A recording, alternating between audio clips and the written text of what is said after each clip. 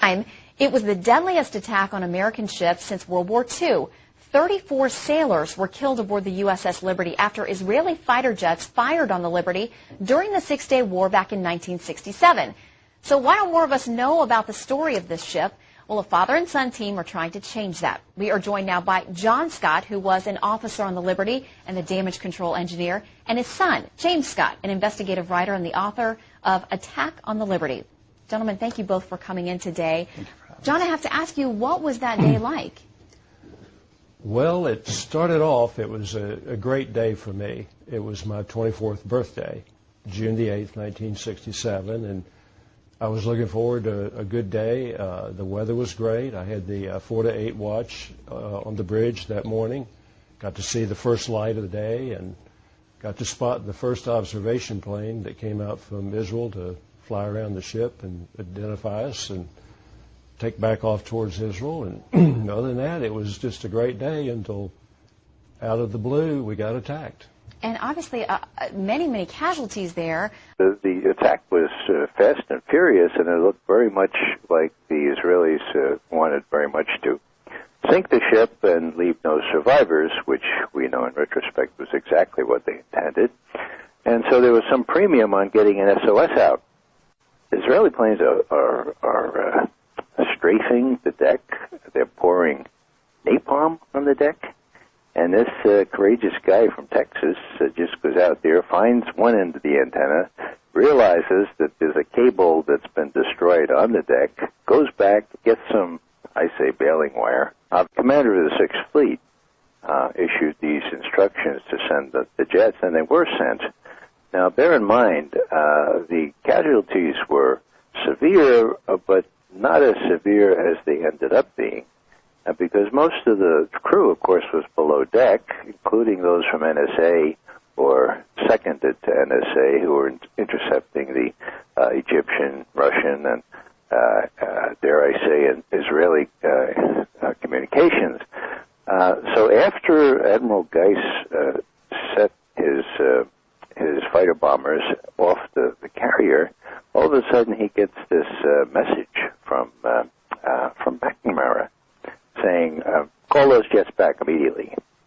And Guy says, I'm sorry, sir, one of my ships is being attacked. I'm not going to do that unless I can speak to your superior officer. He said that to the Secretary of Defense? Yeah. And guess what?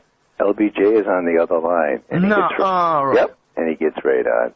And he said, you call those jets back right away. I don't want to embarrass my ally, Israel. And so Admiral Geis called the jets back. Now, what's the significance of that? Well, if those jets arrived on the scene, they would have arrived in time enough to prevent the torpedo boats, 3 of them, 60 tons each, from firing their torpedoes, one of which hit the NSA unit there below deck, killed 25 immediately, and disabled, of course, the entire intercept operation. So there you have 25 people that would have been not killed, and they were added to it ended up being 34 that were killed, 174 that were wounded, and that amounts to two-thirds of that crew of 294. So this was an incident that was not just a paltry little thing. It was a deliberate attack. We know from the intercepts between, pilot to control tower. But that's an American flag. That's an American flag. Bomb it. Strafe it. Carry out your orders. These things were heard by my colleagues.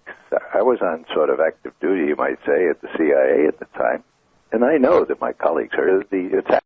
James, you've become convinced, despite explanations at the time that Israel was mistaken in shooting the Liberty and attacking the Liberty, that that's not the case. No, it's important to remember this was an incredibly violent assault that happened at 2 p.m. in the afternoon on a clear sunny day while the Liberty was in international waters.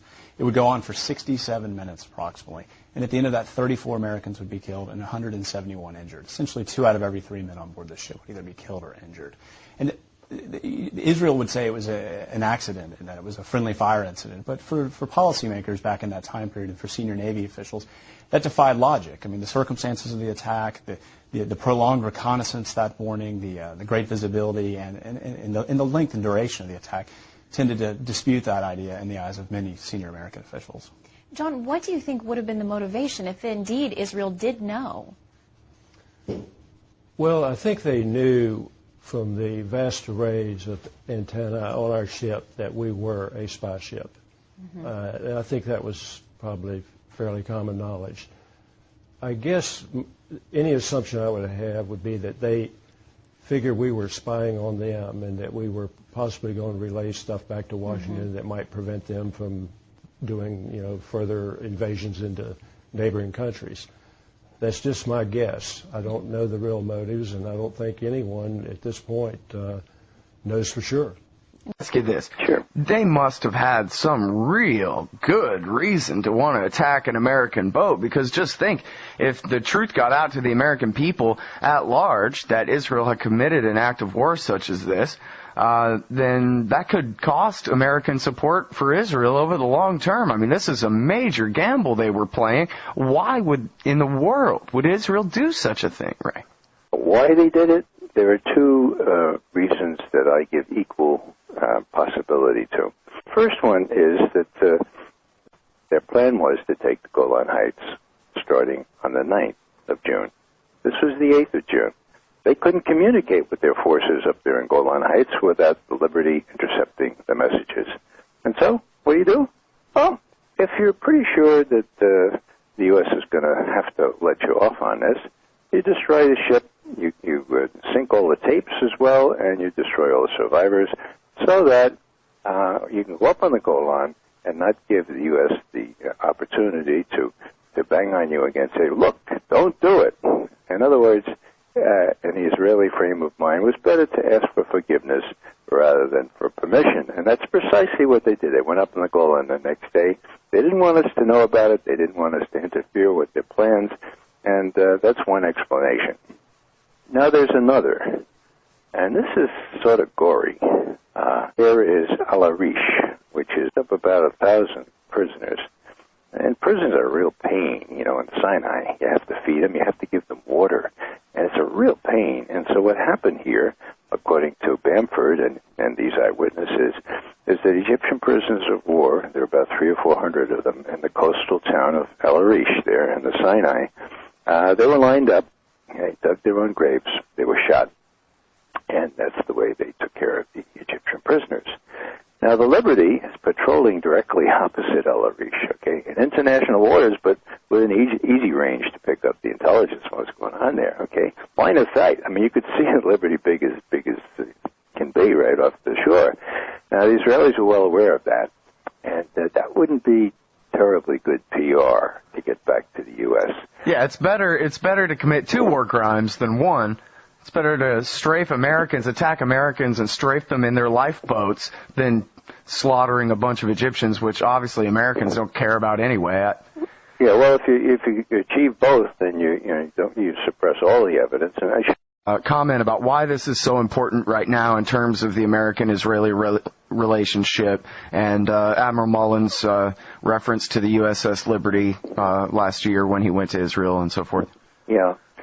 Well, long story short, no U.S. politician has dared to breathe the word USS Liberty since 1967 until July of 2008. You got Mike Mullen, who was the chairman of the Joint Chiefs of Staff, and he's a pretty gutsy guy, and so he was sent to Israel to tell them that they didn't want, that is, the U.S. administration, and particularly the U.S. military, they didn't want Israel mousetrapping the U.S. into a major fight with Iran.